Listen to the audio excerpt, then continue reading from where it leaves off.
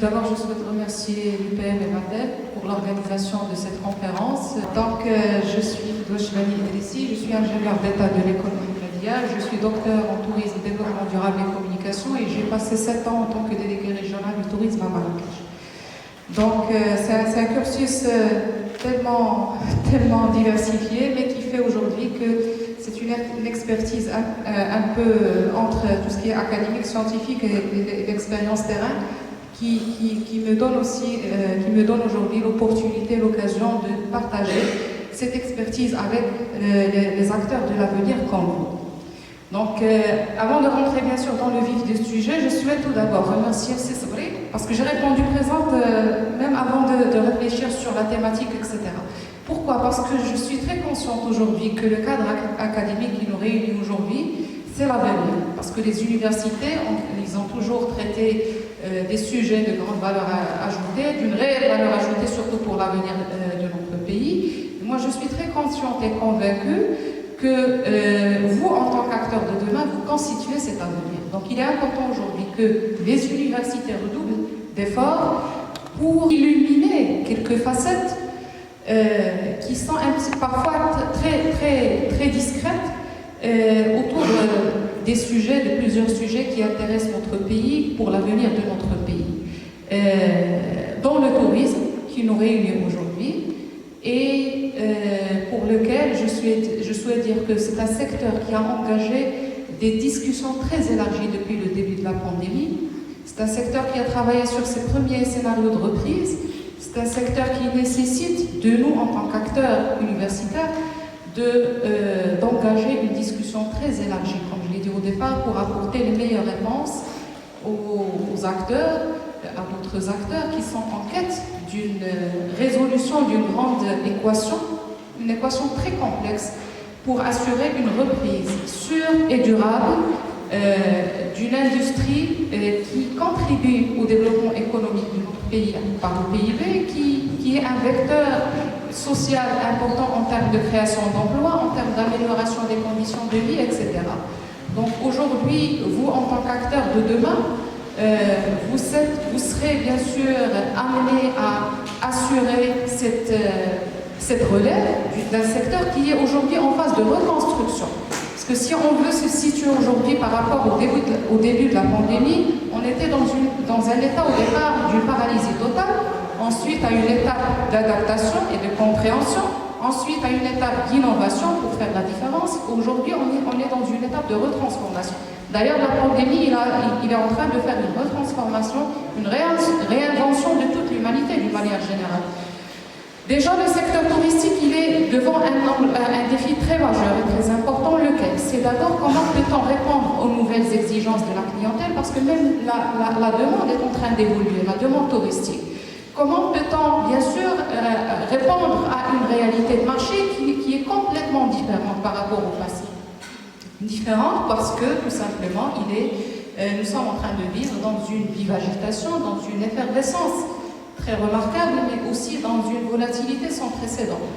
Donc, il est vrai que le monde entier passe par cette crise, il est vrai que le tourisme mondial passe par cette crise, mais si on fait aujourd'hui un tour d'horizon au niveau international, on peut très bien voir et faire la différence entre les principales destinations touristiques qui ont pu reprendre, mais d'une manière un peu différente, pas comme avant, mais d'une manière un peu différente par rapport à d'autres. Donc cette reprise, elle est marquée d'abord par la capacité de toutes ces destinations de s'adapter, leur capacité de saisir les petites lueurs d'espoir qui apparaissent de temps en temps, comme l'ouverture des frontières, l'allègement des mesures, des restrictions sanitaires, etc. Donc il y en a quelques destinations qui savent bien comment saisir ces opportunités qui sont offertes, bien sûr, pour faire la différence et pour, bien sûr, assurer cette survie, surtout avec un virus qui est toujours présent. Donc, on doit réinventer notre tourisme pour assurer la survie, parce que, comme on dit, le problème est là, on ne va pas se croiser les mains, mais on doit se battre pour assurer la survie du secteur. Et la preuve, c'est qu'après presque 2 ans, on est à un tissu économique qui est toujours présent, qui est toujours sur le paille, qui se bat chaque jour, qui se réinvente, qui introduit des nouvelles techniques, public qui fait beaucoup d'efforts sur le digital, etc. Donc tout ça, on va le voir.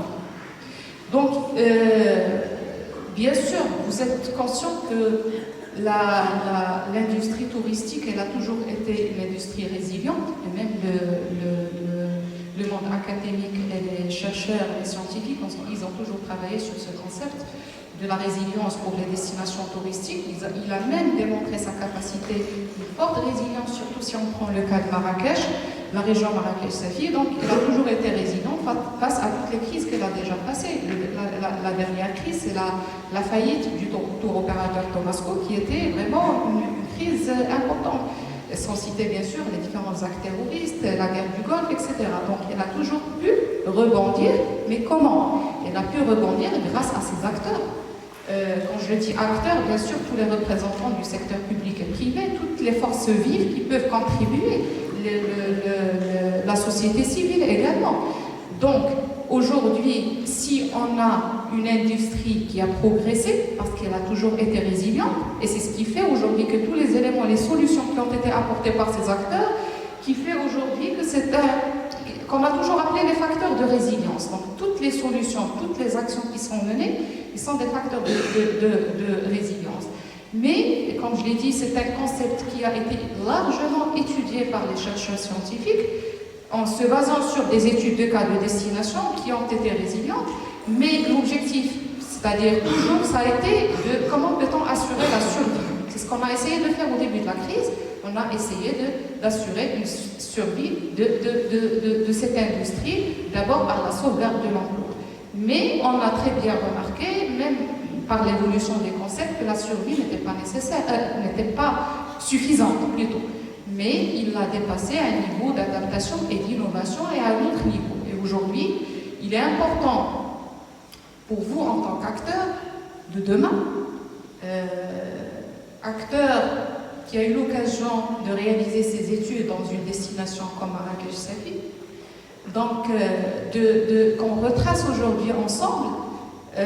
J'aurais aimé que ce serait une conférence interactive juste pour voir votre niveau de compréhension, de connaissance par rapport à tout ce qui a été fait pour le secteur, qui fait aujourd'hui que le secteur est toujours là. Les opérateurs touristiques sont toujours là. C'est vrai qu'on a perdu une petite partie, mais pas la totalité. Le gros lot, il est toujours là, qui se bat chaque jour. Donc, comme vous savez, sous l'impulsion de Sa Majesté le roi Mohammed VI, que Dieu l'assiste, il y a des efforts très considérables qui ont été déployés pour faire face à cette crise par toutes, je le dis toujours, par toutes les forces vives de la nation, bien sûr pour faire face à la pandémie, mais avec diligence et abnégation. Donc pour le cas du Maroc et pour le secteur, pour rentrer dans le vif du sujet, pour le secteur du tourisme, il est passé par plusieurs étapes. J'aimerais bien avoir 4 ou 5 questions de la salle et en fonction des questions, on va essayer de bâtir le reste de la conférence. J'aimerais donc connaître réellement qu'est-ce qu'a fait le gouvernement marocain, concrètement, quelles sont les actions concrètes pour redynamiser le secteur du tourisme au Maroc. Parce que je sens qu'on est en train de parler, je ne parle pas de cette conférence, mais depuis l'apparition de cette crise, on est en train de parler, mais d'une façon absolue, sans qu'il y ait des actions concrètes sur le terrain. Donc, est-ce qu'on va toujours rester un pays qui parle pour ne rien dire ou on va passer à l'action? Moi, je pense que la crise est réelle si vous avez aussi des propositions en ce qui concerne les méthodes de travail. Merci. Merci, Dr Fadwa, pour votre présence. Donc, la question, c'est est-ce que le relancement d'activité va prendre encore de temps? Merci. Et ma question est, quel serait notre rôle et qu'est-ce qu'on peut apporter pour le tourisme? Donc vous êtes au courant de ce qui s'est passé, de ce qui a été fait pour le secteur touristique et qui fait aujourd'hui que c'est un lot, j'insiste sur le lot, parce que quand on parle de perte d'emploi, mais en parallèle, il y avait une indemnité forfaitaire qui est accordée par le gouvernement. Donc c'est vrai, aujourd'hui en état de crise, on n'est jamais dans la même situation qu'avant. Mais en état de crise, en état de guerre par exemple, on essaye de survivre. Donc le premier secteur qui a été paralysé, c'est le secteur du tourisme. Et en parallèle, c'est le premier secteur qui a travaillé son scénario de reprise, qui a signé son contrat programme, c'est le secteur touristique. Donc c'est un secteur qui est, si on ne comprend pas aujourd'hui, vous en tant qu'acteur de l'avenir, vous en tant qu'étudiant, que l'avenir dans l'innovation, dans le digital, dans la formation, dans tout ce qui est durable, dans l'inclusion, ça veut dire qu'on n'a pas encore saisi. Si je vous pose une autre question par rapport, c'est-à-dire, c'est sûr que vous êtes une promotion du digital, des réseaux sociaux. Est-ce que vous pouvez me dire, est-ce que vous avez déjà pu parcourir ou là se retrouver sur مثلا, Facebook, je dis n'importe quoi, sur une action de Tlaqaw Bladna? D'accord. Donc vous êtes au courant de ce qui se fait. D'accord. Donc on va rebondir à la deuxième partie tout en répondant à toutes ces questions, c'est vrai, si vous me permettez. Donc il est important aujourd'hui qu'on retrace étape par étape par où est passé le secteur et qui fait aujourd'hui qu'il est en phase de reconstruction. On va le démontrer ensemble. Donc d'abord, depuis l'apparition du premier cas, c'était en quelle date exactement? Mars 2020. Très bien. En mars 2020, il y avait le confinement généralisé qui a été déclaré. Il y avait la fermeture des frontières. Il y avait quoi d'autre? L'arrêt de travail, le téléphone. L'arrêt de l'activité. Il y avait des nouvelles normes sanitaires. Cours à distance. Exactement. C'est-à-dire qu'on était dans un état d'abord de compréhension de ce qui se passe et d'adaptation, bien sûr. Donc, face à cette situation, qu'est-ce qu'il a fait le secteur touristique? Si je prends l'exemple des établissements d'hébergement, donc la majorité, je ne dis pas la totalité, mais la majorité des établissements d'hébergement, ils se sont dû soumettre à la fermeture, sauf quelques-uns qui ont décidé de ne pas fermer parce que le coût de la réouverture était très colossal par rapport à une fermeture. Sinon, ils ont accueilli le corps médical, les patients en quarantaine, les touristes restants. Donc c'était ça la première étape, je dirais les premiers 20 jours. Après, mais avant même, c'est-à-dire l'apparition du premier cas, qu'est-ce qu'ils ont fait les acteurs responsables de ce secteur, que ce soit privé ou bien public? Ils ont créé des cellules de crise, même au niveau international. Il y avait des cellules qui ont été créées. Pourquoi? D'abord, pour assurer un accompagnement de la profession. Deuxièmement, pour assurer un suivi par rapport des données probantes qui ont été établies, c'est-à-dire on peut dire même chaque heure, chaque minute, il y avait des tableaux de bord, des reportings qui s'actualisent, avec des données très importantes pour une prise de décision. Parce que comme vous le savez, avec Covid, on a toujours des informations qui sont très volatiles, on n'a pas une stabilité. Si on ne comprend pas ça, on ne peut pas être confiant dans le secteur. Donc, des reportings sur les états d'annulation, parce que le premier indicateur, c'était les états d'annulation, même avant la fermeture des frontières, même avant le confinement. Des états d'annulation, on suivait en parallèle les états de réservation, mais une fois la décision a été prise par le gouvernement pour la fermeture des frontières, c'est-à-dire cette cellule, elle avait géré toute l'opération de rapatriement. Donc ça aussi, c'était une réussite très remarquable pour les acteurs. Et ainsi de suite. Donc, une deuxième étape, c'était la généralisation des normes sanitaires au niveau des établissements. D'abord, pour assurer une sauvegarde du personnel qui travaille, la survie du personnel, la protection du personnel, mais en parallèle de tous les visiteurs des établissements d'hébergement. Donc, qu'est-ce qui a été fait par rapport aux normes sanitaires? Donc, tout ça, je le considère comme étant des conditions d'adaptation à la nouvelle situation, parce qu'on ne peut pas, personne ne pouvait se projeter sur l'avenir. Même aujourd'hui, on ne peut pas se projeter. Avec Covid, on a appris, c'est de gérer le jour au jour. On ne se projette pas tellement. D'accord? Donc, qu'est-ce qui s'est fait par rapport aux normes sanitaires? Donc, au départ, il y avait le ministère du Tourisme qui a travaillé sur un document qui s'appelle le recueil des recommandations avec les normes sanitaires qu'il faut mettre en place, pas que pour les établissements, mais pour toutes les entreprises, qui a été installé pour préparer la reprise. Bien sûr, on ne peut pas reprendre sans assurer une protection sanitaire. Ce document, il a évolué pour devenir une plateforme que je vous invite de consulter, si vous voulez tout de suite, les www.welcomesafely.com. Donc, qu'est-ce qu'elle nous fournit, cette plateforme? D'abord, c'est une plateforme qui veille sur la mise en conformité des normes sanitaires, du label qui a été élaboré par le ministère du Tourisme marocain pour les établissements d'hébergement, pour donner cette confiance aux visiteurs. C'est-à-dire, tout en ayant un label, on est confiant en tant que visiteur, en tant que touriste, qu'on est protégé sur le plan sanitaire. Donc ensuite, cette crise a été saisie par les acteurs pour, c'est-à-dire se rattraper en termes de retard par rapport à toutes les actions de renforcement des capacités du personnel, en termes de formation. Je vous donne encore une fois l'exemple de cette plateforme qui peut c'est-à-dire qui donne des sessions de formation sur tout ce qui est digital, c'est l'avenir, sur tout ce qui est durable, c'est l'avenir. Parce qu'on a toujours parlé de la durabilité, mais on n'a jamais touché son importance jusqu'à la crise Covid. Donc, il y avait une série d'actions qui étaient mises en place au niveau de cette plateforme. De même, au niveau des aéroports, il y avait une institution internationale qui donnait l'accréditation à un certain nombre d'aéroports qui répondaient à un certain nombre de normes sanitaires. La même chose pour les établissements de formation, c'est-à-dire rattachés au secteur touristique. C'est par rapport, je pense que vous l'avez aussi vécu par rapport à la formation à distance pour assurer la continuité. Et c'est ce qui fait aujourd'hui qu'on a des promotions de 3e année, de 2e année, de 4e année, parce que l'outil de production, il a été assuré pour sa continuité. Il y a aussi, c'est-à-dire une batterie de mesures qui a été mise en place. J'ai parlé de l'opération de la PAF qui a beaucoup évolué, qui a été lancée pour la promotion du tourisme interne, parce qu'on est conscient qu'au niveau national, au niveau de notre pays, est-ce que quelqu'un parmi vous peut me dire combien il représente le tourisme interne pour le Maroc? C'est-à-dire en termes d'arrivée au niveau des établissements d'hébergement. Quel est le ratio que représente le tourisme interne?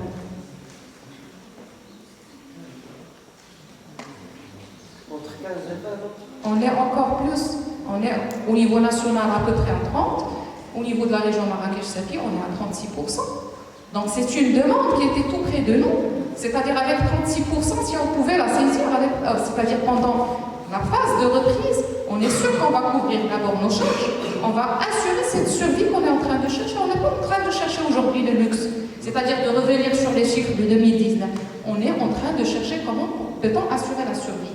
Comment peut-on, c'est-à-dire payer nos salaires, comment peut-on couvrir nos charges. Donc je reviens au renforcement, à tous les outils de renforcement des entreprises touristiques qui ont été mises en place. D'abord, au départ, mais au début de la crise, il y avait l'adoption du LOU qui a été adopté la loi 2030.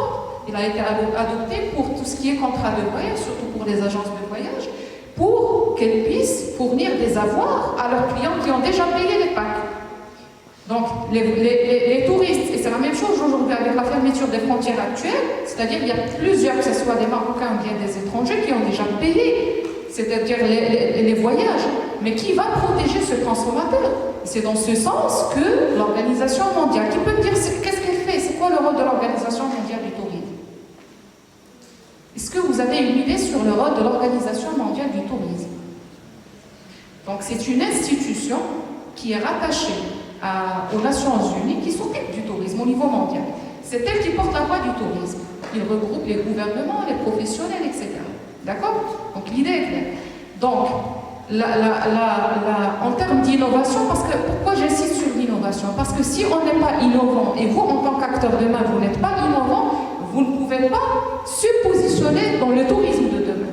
L'innovation par rapport à toutes les actions qui ont été menées au niveau international, c'est d'abord le travail sur le Code international de la protection du consommateur pour protéger et mettre un cadre juridique, légal pour la protection des droits du consommateur en cas d'achat d'un voyage, d'un billet d'avion, de n'importe quoi qui est en relation avec le voyage, et pour, bien sûr, redéfinir cette confiance du consommateur. C'est-à-dire aujourd'hui, même si on veut voyager, on a toujours peur, et si la fermeture de frontières, que ce soit du pays émetteur ou bien du pays de... c'est-à-dire notre pays. Qui va garantir notre droit, qui va garantir notre opération, c'est-à-dire la gestion de notre rapatriement, etc. Donc tout ça, c'est de l'innovation, et l'Organisation mondiale touristique est en train de travailler sur ça, conformément aux orientations de Sa Majesté le Roi Mohamed VI. À l'occasion du discours du trône du 29 juillet 2020, où il a insisté sur la nécessité de la mise en place, ou bien d'initier les plans de relance économique, surtout pour les secteurs productifs. Pourquoi? Pour, bien sûr, leur permettre de se remettre d'aplomb, pour leur permettre de préserver leur capacité de créer des emplois, mais également pour préserver les sources de revenus. Et c'est dans ce sens qu'il y avait une action première qui a été entamée pour le secteur touristique. C'est le premier secteur qui a signé son contrat programme. Est-ce que quelqu'un a une idée sur la signature du contrat programme qui a été en août 2020. Donc, dans un intervalle de temps, du 20 mars à août, il y avait toute une série, je ne peux pas vous dire tout, mais il y avait toute une série d'actions qui a été mise en place. Donc, le contrat programme, c'est le cadre global qui a été signé entre l'État, grand E, et le secteur privé. Le secteur privé représenté par la Confédération nationale du tourisme, c'est elle qui représente le secteur privé au niveau national, c'est-à-dire qui porte la voix des hôteliers, des agents de voyage, des guides, des transports touristiques, de toute personne qui travaille pour le tourisme, des calèches, tout ce que vous pouvez imaginer, des acteurs de Jam el Fna. Donc tous ceux qui contribuent au rayonnement de la destination Maroc sont regroupés au sein de cette confédération. Donc le secteur privé, il était également représenté par le groupement professionnel des banques du Maroc. Pour vous dire que le soutien financier, il était pris en charge du moment qu'on a pu, c'est-à-dire intégrer le groupement professionnel des banques du Maroc. Et l'État, elle a été représentée d'abord par le ministère des Finances, parce qu'il est important, le ministère du Tourisme et le ministère du Travail. Le ministère du Travail d'abord, dans l'objectif de la sauvegarde des emplois, pour que les employés ne perdent pas leur travail. Pour le ministère des Finances, bien sûr, pour tout ce qui est relance et soutien économique de la reprise, parce que depuis le début, les scénarios, ils ont toujours été travaillés pour la reprise. Pour, bien sûr, la stimulation de la demande, pour la stimulation de l'investissement, pour toute action, bien sûr, qui concerne l'outil de production, toute action, c'est-à-dire en relation avec le tourisme, elle a été prise en charge par ce contrat programme. Et ce contrat programme qui était la base, d'abord de plusieurs séries d'actions, d'autres actions qui ont été mises en place, comme l'indemnité forfaitaire, comme les types de crédits qui ont été accordés pour le secteur touristique, etc. Donc tout ceci pour vous dire que à partir de la signature du contrat de programme, c'est-à-dire à partir de l'été 2020, on a commencé à voir un petit peu les lueurs d'espoir, les opportunités qui sont offertes, et les intelligents, et les innovants, et les autonomes, ils ont pu saisir ces opportunités par une activité qui a été traduite par un chiffre d'affaires qu'ils ont pu faire. D'abord, il y avait la réouverture progressive des frontières. Ensuite, il y avait un indicateur important, c'est l'évolution du nombre d'avions qui a été programmé pour la destination Maroc en général, mais également un indicateur important, c'est l'évolution de la demande. Parce qu'aujourd'hui, pendant la première période de la crise, il y avait plusieurs questionnaires, que ce soit par le monde scientifique ou bien par le monde pratique de la profession des gouvernements, pour voir quelles seraient les envies des citoyens après la levée du confinement. Et c'était presque les mêmes résultats au niveau mondial. En deuxième rang ou bien en troisième rang, on avait l'envie du voyage. Donc tout le monde, avec le confinement, il avait vraiment envie de voyager, même si le niveau de vie n'était plus le même, mais chacun, il a voyagé de sa manière. Donc la demande aussi, il est en train d'évoluer. Tout ça pour vous dire que le modèle, il est en train d'évoluer. On n'est plus dans le tourisme de 2019, les chiffres qu'on avait réalisés, mais si on peut saisir ces opportunités, c'est vrai qu'on va pouvoir survivre. Donc, à partir de ce moment-là, la reprise, il a pris la forme du fonction sinusoïdale. Ça veut dire, à chaque fois, on avait des pics, mais parfois, c'est-à-dire des baisses. Et à chaque fois, en fonction du pic ou bien de la baisse, il y avait une réadaptation des mesures. C'est-à-dire, même le secteur touristique, il a été pris en charge. Depuis le départ, il n'a pas été lâché comme ça, c'est-à-dire il était pris en charge par tous les acteurs de notre pays. Donc, il y avait, vous en tant qu'étudiant, et je le répète toujours, en tant qu'acteur de demain, je souhaite que vous inculquez cette notion de veille stratégique à l'international.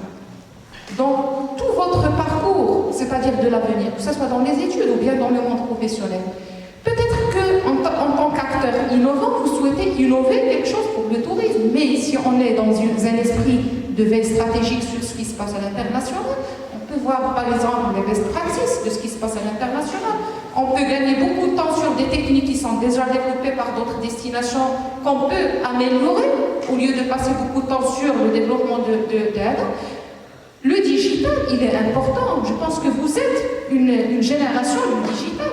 Donc, si vous avez aujourd'hui un smartphone et une connexion, vous avez le monde entier entre vos mains. Je pense qu'on n'a même pas, non, on n'a même pas, c'est-à-dire besoin dans l'avenir d'avoir des acteurs qui sont responsables de faire de la promotion de notre pays, parce que vous avez le monde entier entre vos mains. Si vous ne vous inculquez pas cet état d'esprit positif d'abord, veillez sur ce qui se passe à l'international.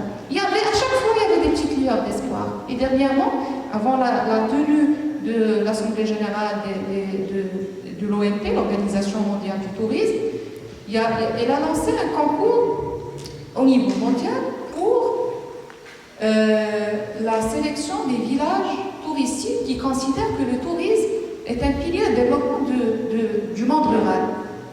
Donc aujourd'hui, pour nous, le plus important, ce n'est pas le lancement du concours, mais c'est un message fort pour nous dire aujourd'hui, l'avenir, c'est pour tout ce qui est rural. Il faut se lancer dans tout ce qui est rural. Et la preuve, c'est que notre anticipation au niveau national, c'est le village de Sidi El Kaouki, tout près de Souera, qui a été désigné. Donc tout ça, c'est des opportunités qui sont offertes. Tout ça, ce sont des signaux positifs qui nous disent aujourd'hui qu'il y a encore de l'espoir si on est conscient de cette reconstruction, de cette transformation, comment peut-on l'accorder? Donc, aujourd'hui, nous sommes devant de grands défis. D'abord, on a besoin de quoi? Vous, en tant qu'acteur de demain, on a besoin de quoi? On a besoin d'un tourisme durable. Parce que cette notion de durabilité, je souhaite juste ouvrir une petite parenthèse pour vous faciliter la compréhension de cette notion. La durabilité, elle a toujours été traitée par le monde scientifique. Pour le tourisme, on a toujours parlé de la durabilité, mais concrètement, c'est quoi une action de durabilité pour le tourisme? Et c'est pourquoi on a vraiment besoin demain d'une action d'un tourisme durable. La durabilité, elle a été bien sûr traitée depuis des années, intégrée par le secteur touristique. Il a beaucoup évolué en tant que concept, mais en tant aussi qu'action stratégique pour le Maroc. Pour vous rapprocher un petit peu du contexte national, le Maroc, il a considéré la durabilité comme étant un axe stratégique de sa vision, qu'il a traduit par des actions. Je vous donne des exemples très simples des actions et vous allez vous dire, tiens bon, ça c'est une action de tourisme durable. Ben, je connaissais l'action, mais je ne connaissais pas que c'était une action de tourisme durable. Les trophées marocains du tourisme vert, les trophées marocains du tourisme durable, la clé verte,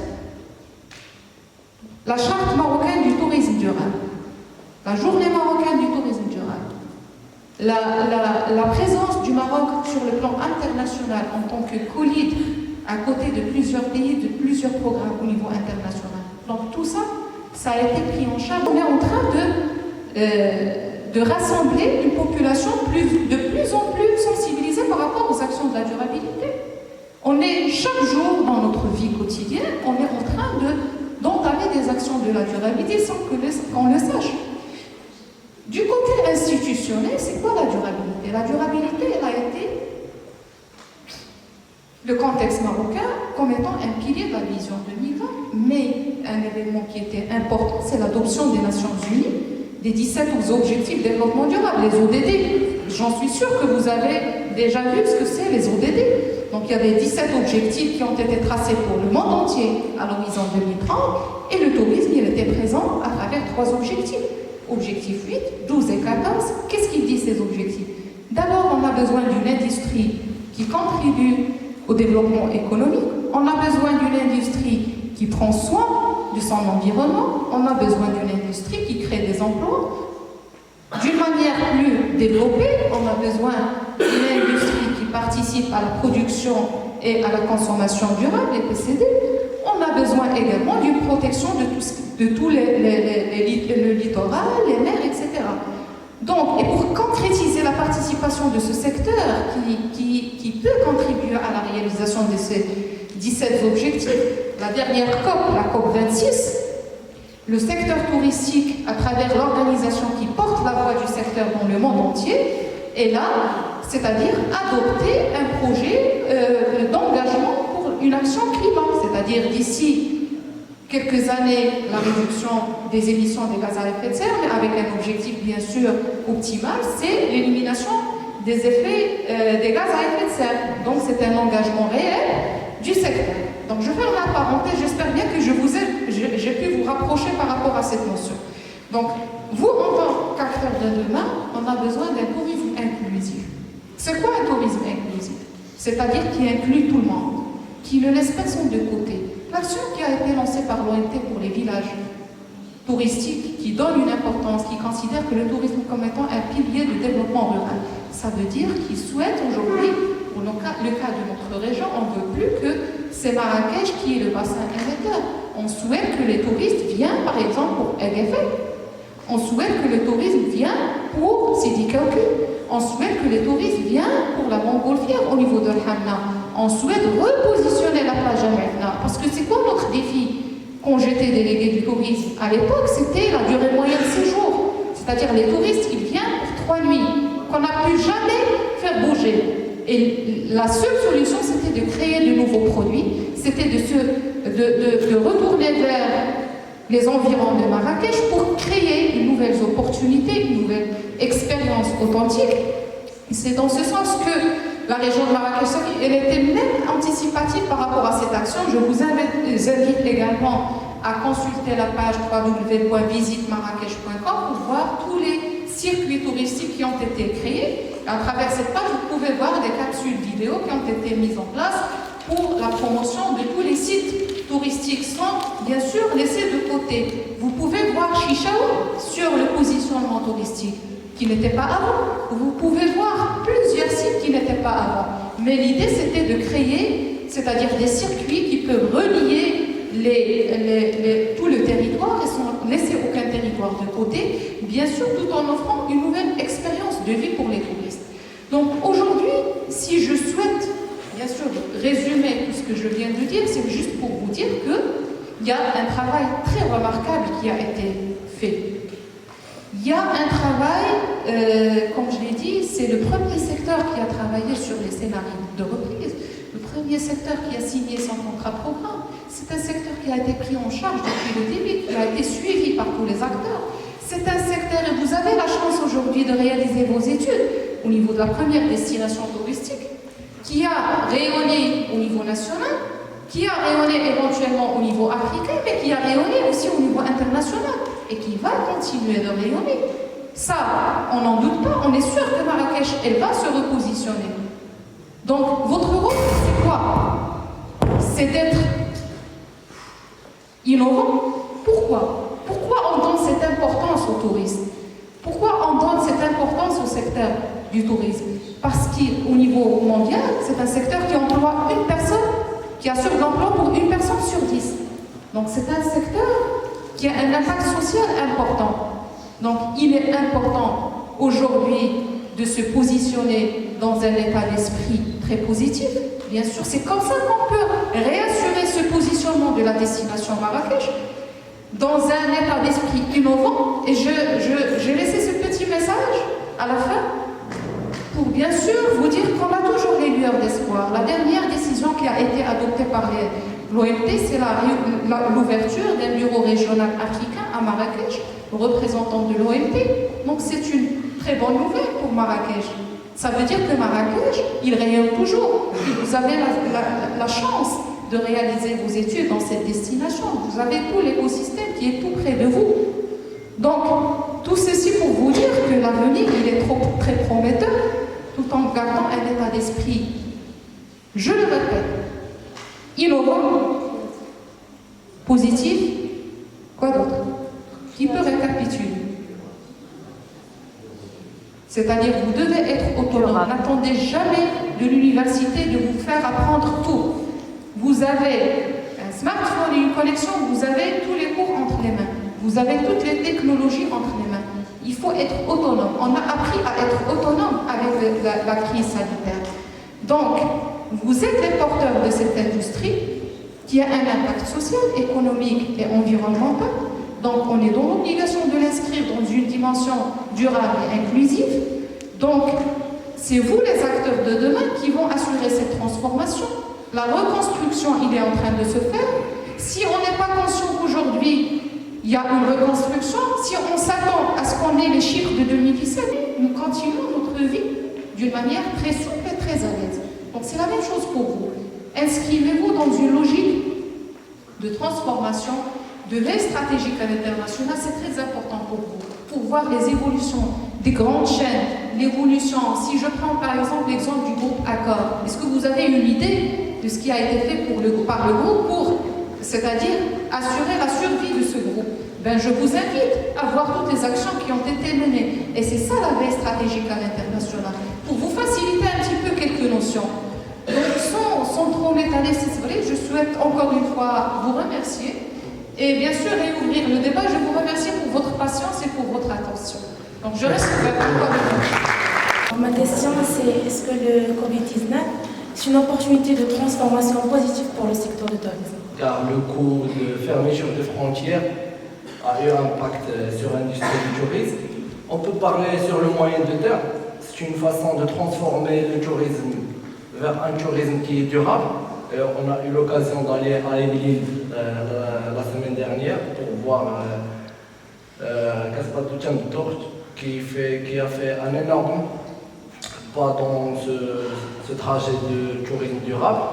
Aussi, quand on savait que Marrakech maintenant, il vise le tourisme de luxe. Il y a une grande différence entre le tourisme durable et le tourisme de luxe. Parce que quand on dit le tourisme de luxe, ça veut dire le gaspillage d'énergie, aussi la pollution et plusieurs d'autres choses. Donc, comment on peut rassembler les deux en même temps, le tourisme de luxe et le tourisme durable dans une seule case? Merci. Maintenant, il y a eu l'aménagement des médinas et je crois que ça a vraiment impacté le tourisme. Je suis d'origine gabonaise. Ma question est la suivante. Est-ce qu'avec la crise actuelle, on a pu atteindre les objectifs de la vision 2020? Puis le secteur va reprendre. Bien sûr qu'il va reprendre parce que le tourisme, comme on l'a vu avec mes étudiants de troisième année et de première année, c'est devenu une nécessité sociale.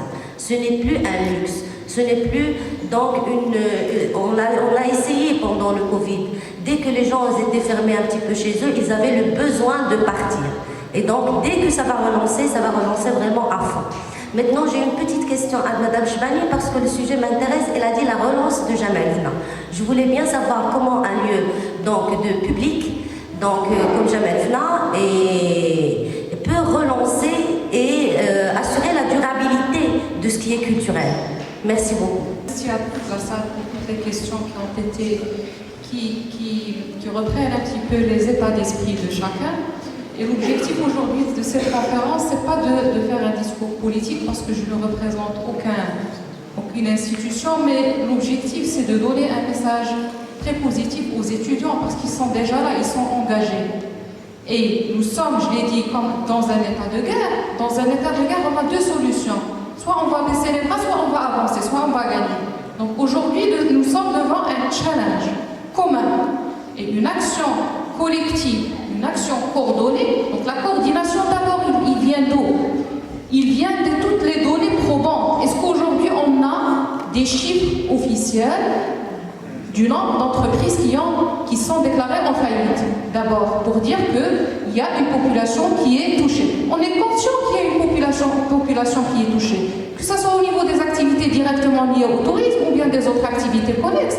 Quand je parle de la place Jamal Fna, à un certain moment, tous les acteurs, ils ont disparu. Mais est-ce qu'on a vraiment un suivi réel de ce qu'ils sont en train de faire? C'est comme ça qu'on peut aujourd'hui dire cette crise, il a eu un impact, on est tous conscients qu'il a eu un impact négatif, mais à un certain moment, il y avait une reprise. Pas à 100% des chiffres de 2019, mais il y avait une reprise. Début de la pandémie, en mars 2020, il y avait zéro en termes de chiffre d'affaires. Mais après, il y avait une reprise. Je pense que vous avez très bien pu le remarquer, c'est-à-dire qu'en se baladant dans la ville, vous avez pu voir dernièrement, avant la fermeture des frontières, c'est-à-dire comme une reprise normale de l'activité. On avait des touristes, on avait pendant les vacances des visiteurs, des Marocains, etc. Donc, comme elle a dit professeur Amina, c'est-à-dire cette envie de voyage, elle est là. L'impact du confinement, il a transformé même les habitudes, c'est-à-dire l'habitude du voyage, elle était parfois dans toutes les enquêtes au 4e ou bien au 5e bon. Aujourd'hui, on est à la deuxième place, c'est-à-dire tout le monde a envie de bouger. C'est-à-dire, une fois qu'une décision de décalage de l'heure de fermeture, par exemple, de 18h à 20h, tous les citoyens, ils sont contents, ils commencent à se bouger, ils commencent à se faire visiter, etc. Donc cette envie, c'est un changement en lui-même. Donc si aujourd'hui, on se dit, il y a une population que nous avons perdue, et c'est plus la peine, vous, en tant qu'étudiant, de continuer vos études. Donc ça va être quoi la solution? Donc non, il faut se battre, il faut être innovant. Vous êtes fort sur toutes les techniques, les technologies d'information, vous êtes fort sur les réseaux sociaux. Aujourd'hui, les réseaux sociaux sont la clé de réussite de pas mal d'économies. Donc si on ne se met pas dans la tête de voir de ce qui se passe ailleurs, par exemple, je prends n'importe quel pays à l'étranger, il a avancé sur une technique, pourquoi on ne la fait pas au Maroc? Oui, ça c'est une réelle discussion qu'on doit engager. Mais le fait de rester dans un état négatif, personne aujourd'hui ne nie que le tourisme passe par une crise cruelle. On est conscient. Mais si je prends par exemple le cas des acteurs de Jamafna, j'ai retrouvé pas mal de personnes qui travaillaient à Jamafna au niveau de plusieurs quartiers, qui vendaient, c'est-à-dire des repas, etc. C'est-à-dire qu'ils ont compris le message. Ils sont en train de se retransformer. C'est-à-dire une fois que la reprise va s'installer, une fois que l'activité va reprendre, il y aura par la suite, c'est-à-dire leurs places sont toujours là. Mais en attendant, il faut être innovant. On a appris à commander, c'est-à-dire des repas avec la livraison jusqu'à chez nous. Donc tout ça, c'est du nouveau. Donc si on ne met pas le tourisme dans le contexte actuel, il ne peut jamais évoluer, surtout par vous en tant qu'acteur de l'avenir.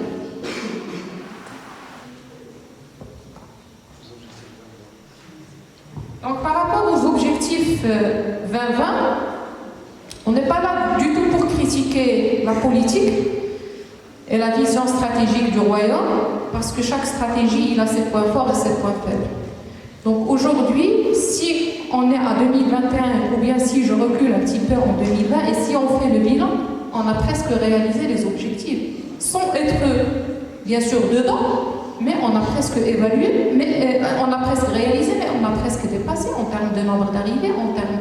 il y a un exemple que je ne souhaite pas qu'il m'échappe, c'est l'exemple de la dernière ouverture au niveau de Marrakech, c'est Emma Venue. Emma Venue, c'est une opportunité pour vous.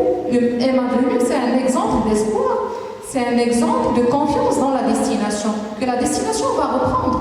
Donc, Emma Venue, c'est un résultat de la vision 2020. Tous les projets structurants de la destination, on a tout près le ferment, c'est un résultat de la vision 2020. On a plusieurs chantiers qui ont vu le jour, mais d'autres qui n'ont pas pu voir le jour, c'est tout à fait normal.